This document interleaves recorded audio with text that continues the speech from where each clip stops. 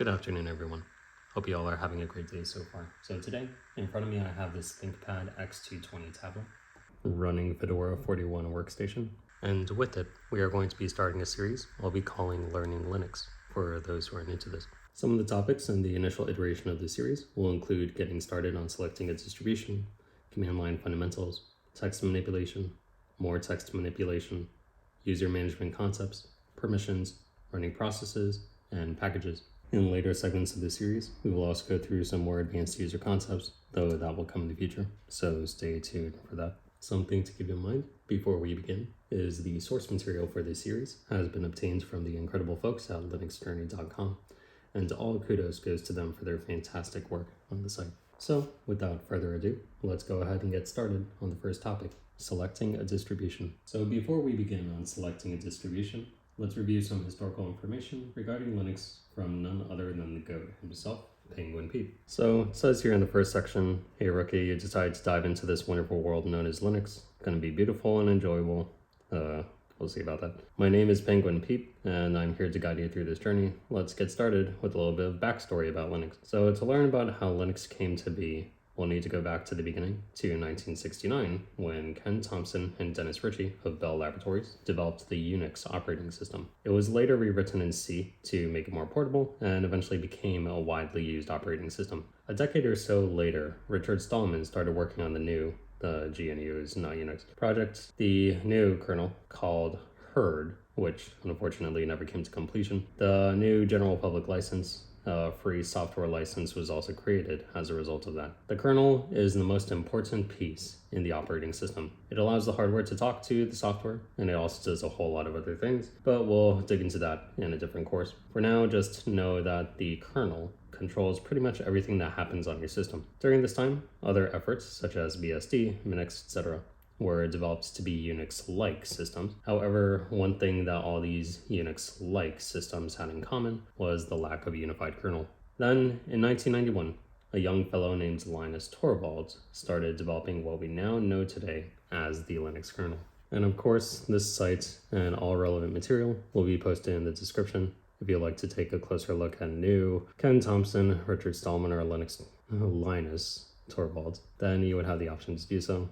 I'm not going to quiz you. With that being said, let's move on to choosing a Linux distribution. So in the prior lesson, we learned about the Linux kernel, which powers millions of devices a day. And one thing before we move forward, the term Linux is actually quite a misnomer since it actually refers to the Linux kernel. However, many distributions use the Linux kernel, so therefore are commonly known as Linux operating systems. A Linux system is divided into three main parts, that being the hardware, the kernel, and the user space. The hardware includes all the hardware that your system runs on, as well as memory, CPU, disks, etc. The kernel, as we discussed above, is the core of the operating system. It manages the hardware, and it tells it how to interact with the system. The user space is where users, like yourself, will be directly interacting with the system. So the first step we'll need to take is to install Linux on your machine. And you have many options to choose from, and this course will help inform you and get you started on choosing a Linux distribution for your needs. There are many Linux distributions to choose from, and we'll just go over the most popular options here. Starting from Debian. Debian is an operating system composed entirely of free and open source software.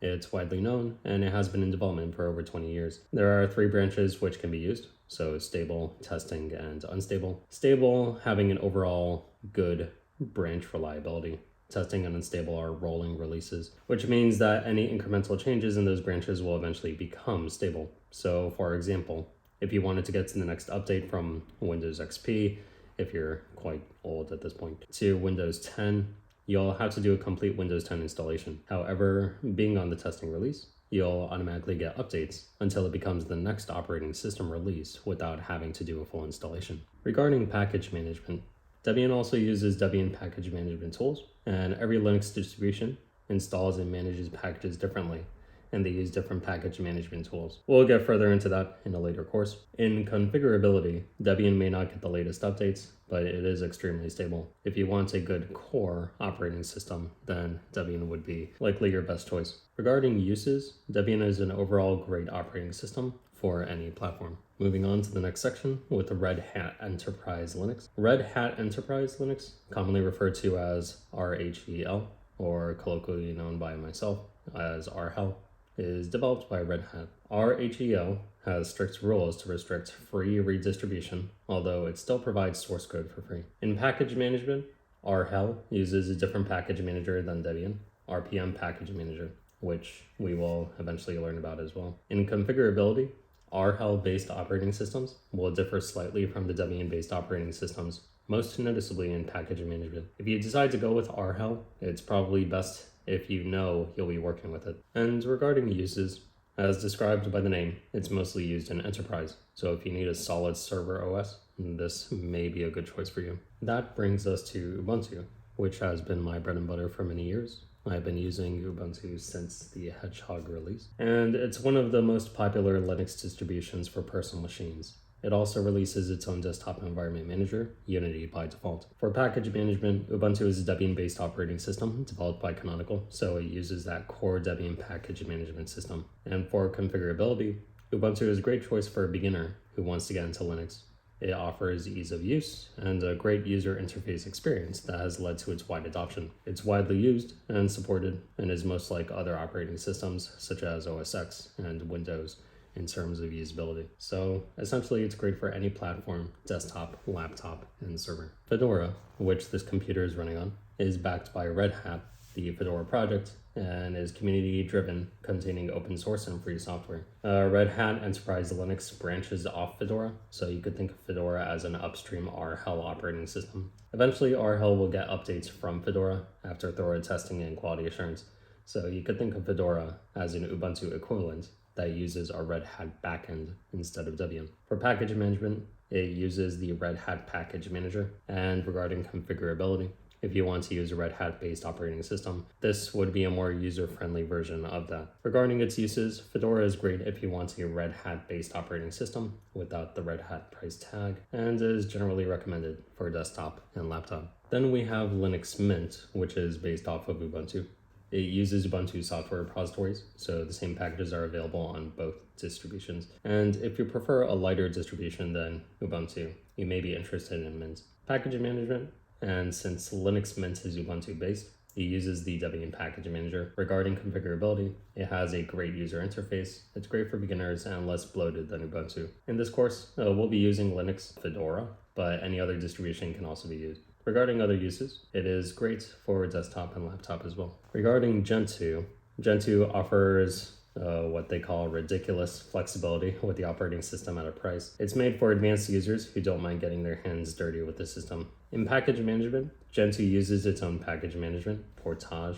The Portage, or Portage, package management is very modular and easy to maintain, which plays a large part in the operating system as a whole being very flexible. In regards to configurability, if you're just getting started with Linux and want to take a more difficult path, you would choose Gentoo or especially Arch or Arch Linux as your distribution. And its uses are great for desktop and laptop as well. Arch Linux. Arch or Arch is a lightweight and flexible Linux distribution.